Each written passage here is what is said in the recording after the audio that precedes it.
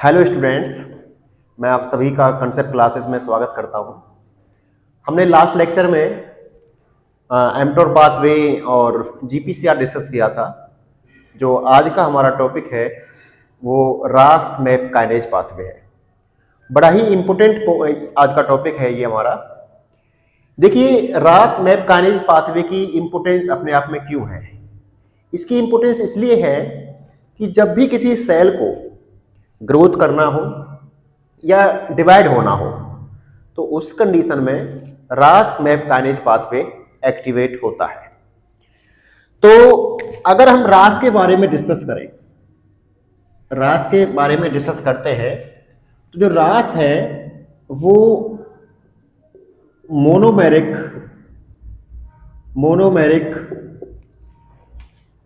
GTP as activities के अंदर होती है। मोनोमेरिक होगा और जीटीपीएज एक्टिविटीज के अंदर होती है, ये आपको ध्यान रखना है। अब मोनोमेरिक की बात मैंने क्यों की है कि जब हमने जी प्रोटीन की बात की थी तो वो हेट्रोट्राइमेरिक था, लेकिन यहां पे रास प्रोटीन के अंदर ऐसा कुछ नहीं होता है, सिंगल आप यूनिट का बना होता है, इसलिए मैंने इसको मोनोमेरिक बोल दिया है। इसके अंदर जीटीपीएज एक्टिविटी होती है। तो रास आपको दो फॉर्म में मिलेगा। एक रास जीडीपी बाउंड होगा जो कि इनएक्टिव कंडीशन होती है,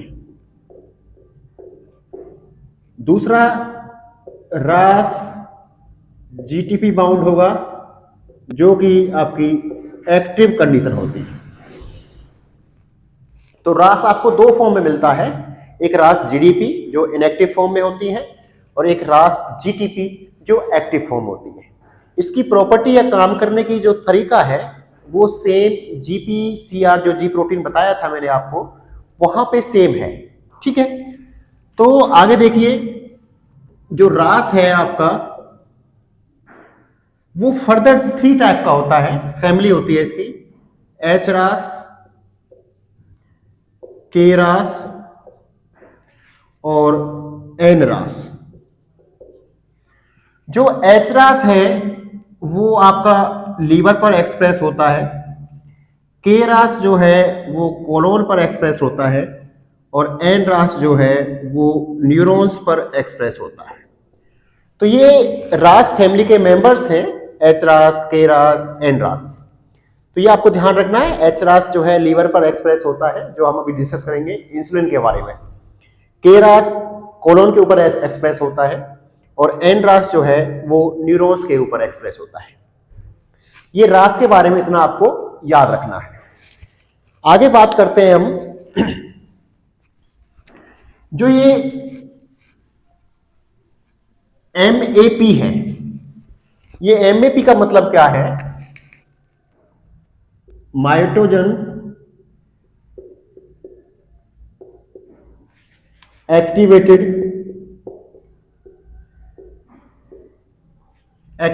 प्रोटीन काइनेज, ये इसकी फुल फॉर्म है। ये आपको ध्यान रखनी है। मैप काइनेज की full form mitogen activated protein kinase इसकी फुल फॉर्म होती है, ये आपको ध्यान रखना है। देन हम बात करते हैं इसकी सिग्नलिंग की, कैसे कैसे ये वर्क करता है। बड़ा इंपॉर्टेंट सिग्नलिंग है, ध्यान से देखिएगा। देखिए, ये प्लाज्मा मेम्ब्रेन है और इस प्लाज्मा मेम्ब्रेन पर आरटीके, मैंने पिछली बार बताया था आपको, receptor tyrosine kinase, RTK type के जो रिसेप्टर्स हैं वो इस पर काम करते हैं। तो मैं यहां पर जो लिगेंड ले रहा हूं, जो लिगेंड मैं यहां पे डिस्कस करूंगा, वो लिगेंड मैंने यहां पे क्या लिया है? इंसुलिन लिया है। इंसुलिन आप सभी को पता है एक पेप्टाइड होता है, पेप्टाइड हार्मोन होता है, आप पेप्टाइड हार्मोन इसको बोल सकते हो, लिगेंड इसको, इंसुलिन को। तो इसके लिए जो रिसेप्टर होगा यहां पे वो क्या होगा? वो इंसुलिन रिसेप्टर प्रेजेंट होगा। इंसुलिन रिसेप्टर यहां पे प्रेजेंट होगा, ध्यान रखना।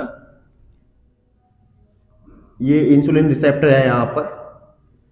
अब मैं बात करता हूं इंसुलिन रिसेप्टर की। Insulin receptor. देखिए इंसुलिन रिसेप्टर की जब हम बात कर रहे हैं तो इंसुलिन रिसेप्टर आपका एडिपोज टिश्यू या फिर लीवर या फिर किडनी या फिर मसल्स वहां पर एक्सप्रेस होता है। मैं स्पेसिफिक यहां पे इंसुलिन की बात कर रहा हूं। आप चाहे तो एपिडर्मल ग्रोथ फैक्टर्स या किसी की बात कर सकते हो। मैंने यहाँ पे जो लिगेंड लिया है वो मैं इंसुलिन को लेके काम कर रहा हूं यहाँ पर, तो उसके लिए इंसुलिन रिसेप्टर प्रेजेंट होगा। और जो इंसुलिन रिसेप्टर प्रेजेंट होता है वो आपका मैंने बता दिया आपको adipose tissue, muscles, liver and kidney वहां पर प्रेजेंट होता है। तो जो इंसुलिन रिसेप्टर होता है वो दो चेन से बना होता है, अल्फा एंड बीटा। जो अल्फा चेन्स होती हैं ये वाली दोनों जो है ये क्या है, ये आपकी अल्फा चेन्स है। अल्फा चेन्स बाहर जो एक्स्ट्रा सेलुलर सरफेस होती है वहां पर प्रेजेंट होते हैं, तो ये आपको कह सकते हो एक्स्ट्रा सेलुलर होता है, एक्स्ट्रा सेलुलर प्रेजेंट होता है या मेम्ब्रेन के बाहर बोल सकते हो आप। और ये क्या होता है, ये ट्रांसमेम्ब्रेन होता है, ट्रांसमेम्ब्रेन होता है। दूसरा जो बीटा यूनिट है ये कैटालाइटिक होती है नेचर में, कैटालाइटिक इन नेचर, ठीक है। और दोनों ही यूनिट अल्फा और beta by the help of disulphide bond के थ्रू ये दोनों आपस में अटैच होती हैं। इस बात को आपको याद रखना है। तो मैंने यहां पे लिगेंड क्या लिया है, मैंने यहां पे इंसुलिन लिगेंड लिया है। ये क्या है आपका इंसुलिन है, और ये कहां आके बाइंड होता है, इन अल्फा चेन्स पे आके बाइंड होता है। हमेशा याद रखना जो इंसुलिन बाइंड होता है वो अल्फा चेन पे आके बाइंड होता है। जैसे ही इंसुलिन अल्फा चेन्स पे आके बाइंड होता है ऐसे ही आपको याद रखना है, जैसे ये इंसुलिन है ये इस अल्फा चेन पे आके बाइंड होता है तो अल्फा के अंदर स्ट्रक्चरल चेंज आती है, मॉडिफिकेशंस आती है। और जब अल्फा के अंदर मॉडिफिकेशंस आती है तो अल्फा बीटा के साथ डाइसल्फाइड बॉन्ड से अटैच है, तो बीटा के अंदर भी क्या होता है आपकी मॉडिफिकेशंस आती है। और जैसे ही बीटा के अंदर मॉडिफिकेशंस आती है जो इस बीटा यूनिट का साइटोप्लाज्म में जो इसका पार्ट है वो पार्ट शुरू में क्या होता है, ऐसे सीधा होता है, ऐसे सीधा होता है। लेकिन जैसे ही इसके अंदर मॉडिफिकेशंस आती है तो ये पार्ट क्या हो जाता है, ये ऐसे ओपन हो जाता है, ऐसे ओपन हो जाता है। और जैसे ही इसकी स्ट्रक्चर चेंज होती है बीटा यूनिट्स की, ऐसे ही इस पर टायरोसिन काइनेज जो एक्टिविटी है, कौन सी एक्टिविटी, टायरोसिन काइनेज एक्टिविटी जो है वो शो हो जाती है। टायरोसिन काइनेज एक्टिविटी जो है वो ये शो करते हैं। और जब टायरोसिन काइनेज एक्टिविटी इसने शो करते हैं तो ये क्या करते हैं, ये ऑटो क्रॉस फॉस्फोराइलेशन शो करते हैं। मींस ये वाला जो टायरोसिन काइनेज है ये इसके टायरोसिन पर क्या कर देगा, फॉस्फोराइड कर देगा। ये वाई टायरोसिन पर फॉस्फोराइड कर दिया, और ये वाला क्या करेगा, ये इधर से इस पे फॉस्फोराइड कर देगा, ये इधर पर फॉस्फोराइलेट कर देता है। यहां तक आपको याद रखना है। जैसे ही ऑटो क्रॉस फॉस्फोराइलेशन होता है, ऑटो क्रॉस फॉस्फोराइलेशन होता है, ऐसे ही यहां पर एक प्रोटीन होता है, उसका नाम है आपका IRS1, इंसुलिन रिसेप्टर सबस्ट्रेट। ये यहां पे जाके आपका बाइंड होता है। और जैसे ही IRS1 यहां पे जाके बाइंड हुआ है तो ये जो एक्टिविटी थी ये इसके टायरोसिन रेजिड्यू पर भी फॉस्फोराइलेट कर देगा।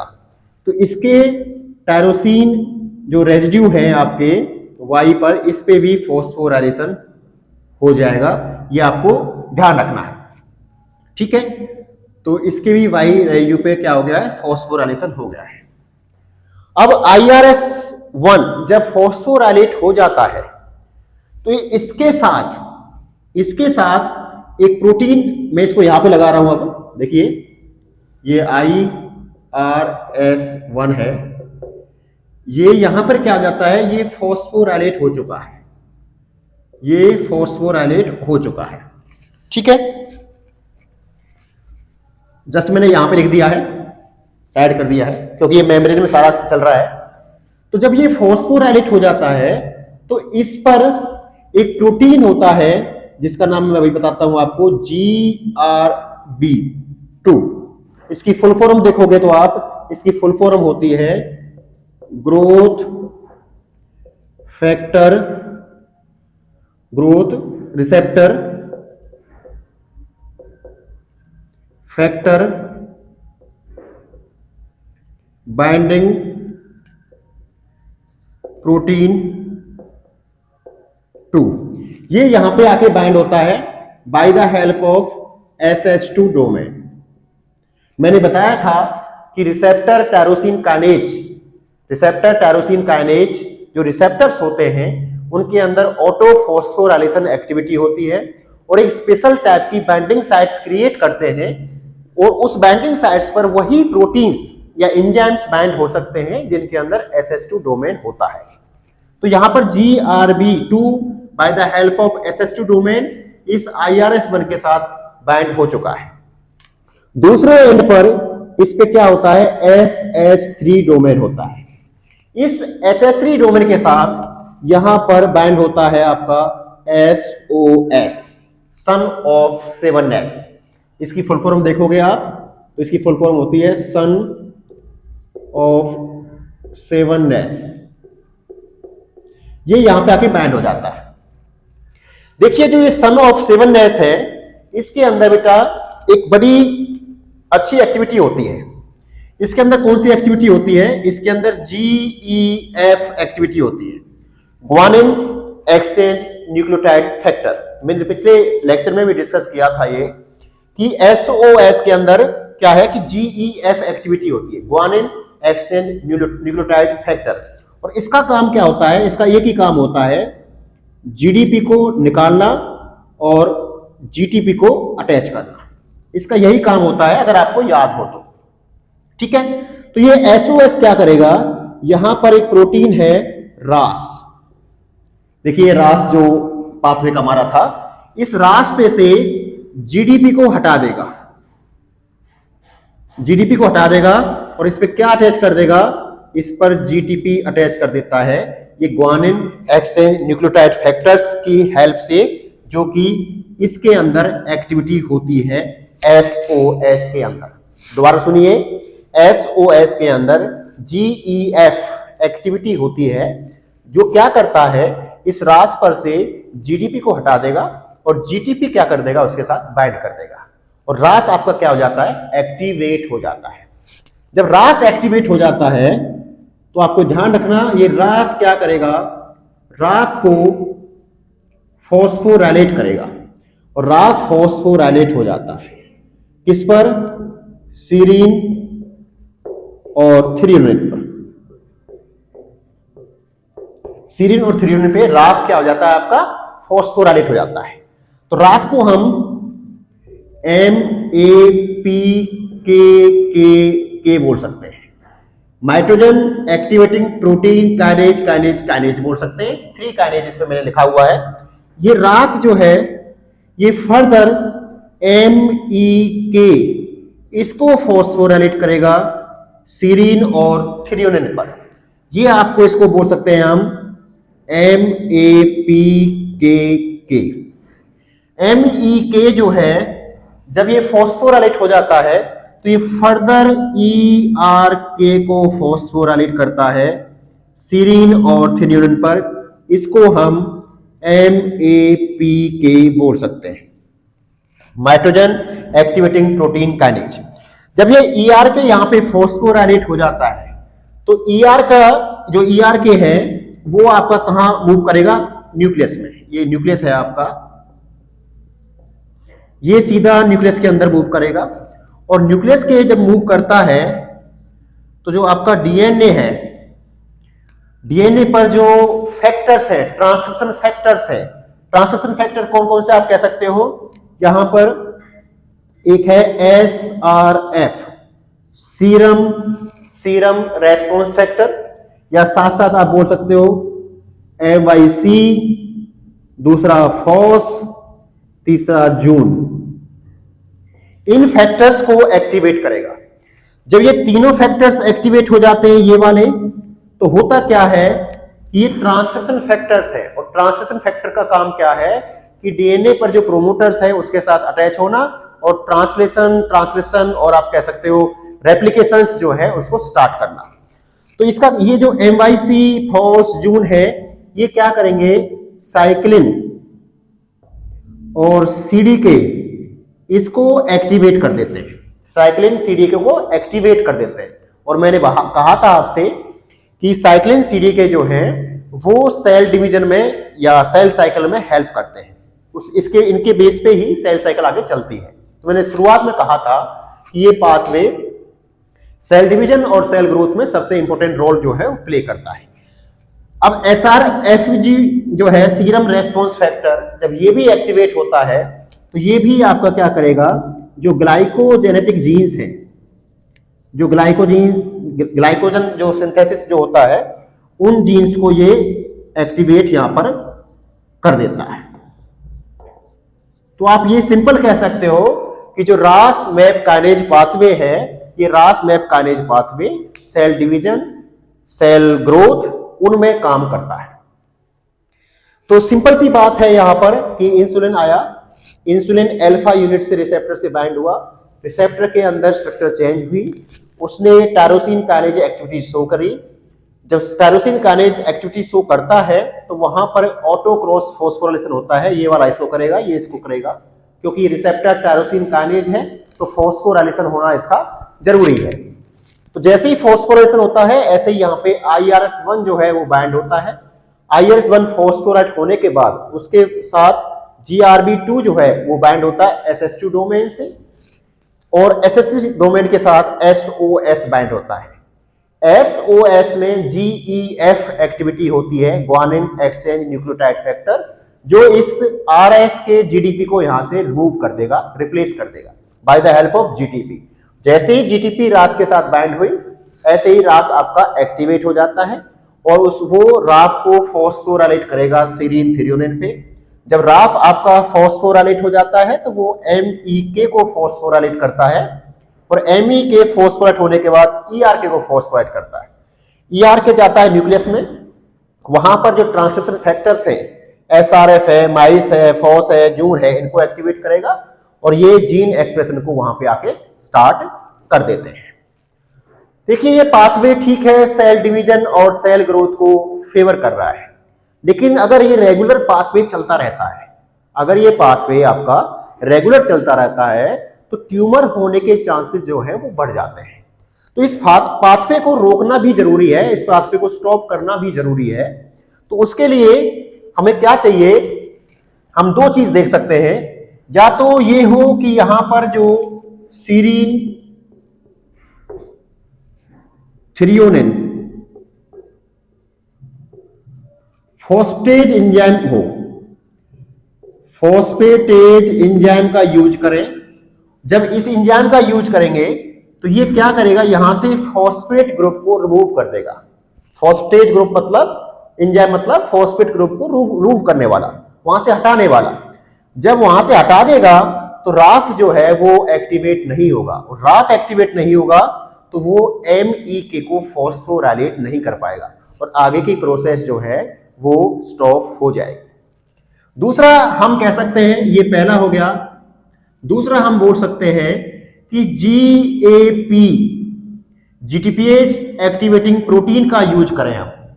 GTPase एक्टिवेटिंग प्रोटीन्स का हम यूज करें, वो क्या करेगा, वो वापस इस GTP को हाइड्रोलाइज कर देगा GDP प्लस फॉस्फेट में, और ये GDP दोबारा से यहां पे जाके अटैच हो जाएगी। और रास जब GDP के साथ बाउंड होता है तो वो इनएक्टिव फॉर्म में होता है, इनएक्टिव फॉर्म में होता है। जब रास ही आपका इनएक्टिव फॉर्म में रहेगा तो वो राफ को एक्टिवेट नहीं कर सकता और आगे का जो प्रोसेस है वो आपका स्टॉप हो जाएगा। दो तरीके हैं। तीसरा तरीका आप ये कह सकते हो कि जो रिसेप्टर है, रिसेप्टर टायरोसिन काइनेज है, उसका आप इंडोसाइटोसिस करवा दो, इंडोसाइटोसिस करवा दो, या फिर आप कह दो कि यूवी क्यूटिनाइजेशन जो प्रोसेस होती है, डिग्रेडेशन जो प्रोसेस होती है, उसको करवा दो, वो भी एक तरीका है। लेकिन इसमें एक इंपॉर्टेंट पॉइंट आपको ये याद रखना है कि जो टायरोसिन रिसेप्टर काइनेज है TRKA, बड़ा इंपॉर्टेंट पॉइंट है, आप ध्यान रखना, TRKA tyrosine kinase receptor A, जो कि नर्व ग्रोथ फैक्टर इस पर एक्सप्रेस होता है, ये इस पर एक्सप्रेस होता है। ये इंडोसाइटोसिस प्रोसेस के बाद भी अगर हम नॉर्मल रिसेप्टर का इंडोसाइटोसिस करवा देते हैं तो वो वर्क करना स्टॉप कर देता है, वो काम नहीं करेगा।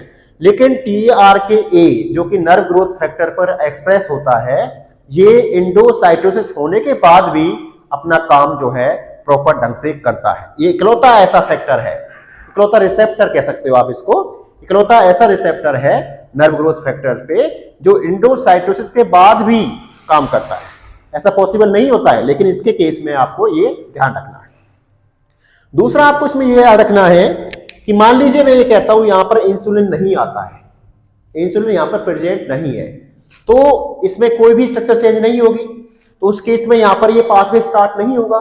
तो उस केस में जो रास है, राफ है, MEK है, ERK है, ये सारे के सारे यहां पर प्लाज्मा मेम्ब्रेन के साथ अटैच होते हैं। ये ध्यान रखना, इन द एब्सेंस ऑफ आप कोई भी लिगेंड कह दो, चाहे आप एपिडर्मल ग्रोथ फैक्टर्स कह दो, चाहे इंसुलिन कह दो, जब वो नहीं होते हैं, एब्सेंट होते हैं लिगेंड, तो उस केस में ये प्लाज्मा मेम्ब्रेन के साथ आराम से चुपचाप जो है बैठे रहते हैं, इनका ज्यादा फंक्शन परफॉर्म नहीं होता है। लेकिन जैसे ही इंसुलिन आता है, एपिडर्मल ग्रोथ फैक्टर्स आते हैं, उस केस में आपका ये सारा फंक्शन जो है वो परफॉर्म होता है। तो ये याद रखिएगा आप कि इंसुलिन जब एज ए लिगेंड यहाँ पे हम बोल रहे हैं, तो IRS1 जो है इंसुलिन के केस में हमने यहाँ पे पढ़ना है।